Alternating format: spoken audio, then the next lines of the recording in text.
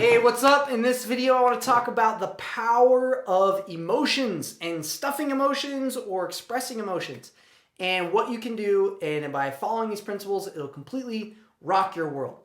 So to give you an example of how I've utilized this ability or this skill, because anybody can learn it, I'm going to share with you a story. And I used to live in a place called Branson, Missouri. And this was 6-7 years ago. I was living with, we had just gotten married, my wife and I, and we had these two, I had a roommate. It was a tiny apartment, and I used to have a roommate, but he was traveling, so my wife had moved in, and he was gone, and he had his room that was kind of like, okay, that's his room, and we shared everything, and he asked me to go into his room one day to find some stuff, and I go in the room, and I'm looking through his closet and I'm like, oh my goodness. Like I open up the closet and as my face is going through some of his clothes, I smell this stench. It's nasty. It's like, you ever know, you ever walked into like a sewer and you're just like, oh, like closes your throat. It was pretty gross. Like, dude, does this guy wash his clothes? It's disgusting. And he had like really, it was just tons of stuff in there. He had an old microwave, like a huge you ever seen those huge microwaves that you're carrying and like break your back carrying? He had one of those in there, and he had clothes and dirty clothes and everything. It was gross. And I couldn't find his thing, so I just like shut it and I was like, sorry man, I can't help you. And he was gone for like 3 months with it like that. And we had some friends of ours. They were some missionaries. They're two sister missionaries, and they're like, man, we're really in need of a microwave. And then my wheels got turned, and I was like, well, my roommate, he doesn't really use his. And I was like, yeah, I'd probably just give you his. So they're like, sure. So I was like, okay. So I go in there and I grab this big giant microwave, and I bring it into the kitchen, and I lay it on the kitchen, and I'm like, hey, I'm gonna clean this up for you. And they're talking to my wife, and so I push the button that opens the door. And as I push the button, like this fume like oozes out. You ever seen that like green? It was like a puff of powder. And it hit me all in the face. And I was like, ugh! It was so bad. And I looked in and there was this bowl, this nasty bowl of, it was like some sort of Salisbury steak with potatoes or something. And it was in there for over 3 months.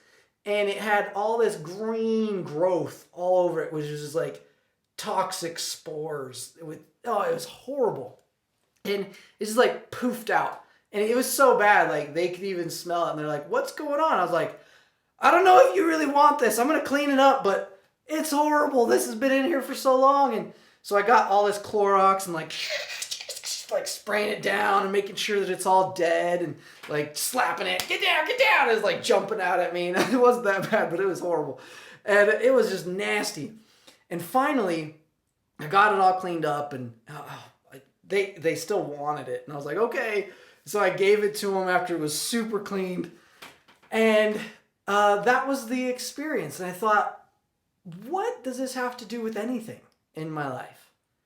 And as I reflected on the work that I have been doing, I thought, well, how often in our life do we go through an experience, something that is not ideal, and instead of processing it, cleaning it out immediately, we stuff it in the microwave, lock it up, and shove it behind clothes and avoid confronting it? What happens when we do that is eventually you're going to have to open it back. You're going to have to confront it someday. The longer you let it sit, the more it hurts not just you, but other people too. When I opened up that microwave, not only were those spores like gross to me, but it also affected everybody else in the room. So the longer you let your emotions fester and trap them away, the longer it will take to clean it out. It took me like 30-40 minutes just to clean that sucker. Whereas if you would have just took out the meal, been done in a minute.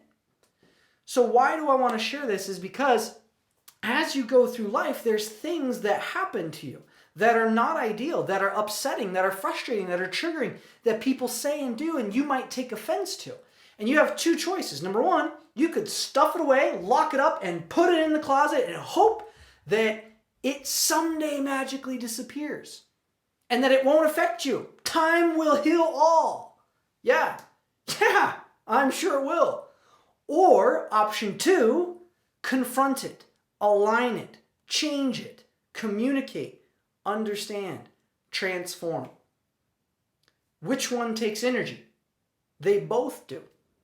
One, the energy is required up front, transformation, confronting. Two, the energy is on the back end. Yeah, it might seem easy up front, but the back end is 10 times more the work through struggling and having to clean it up.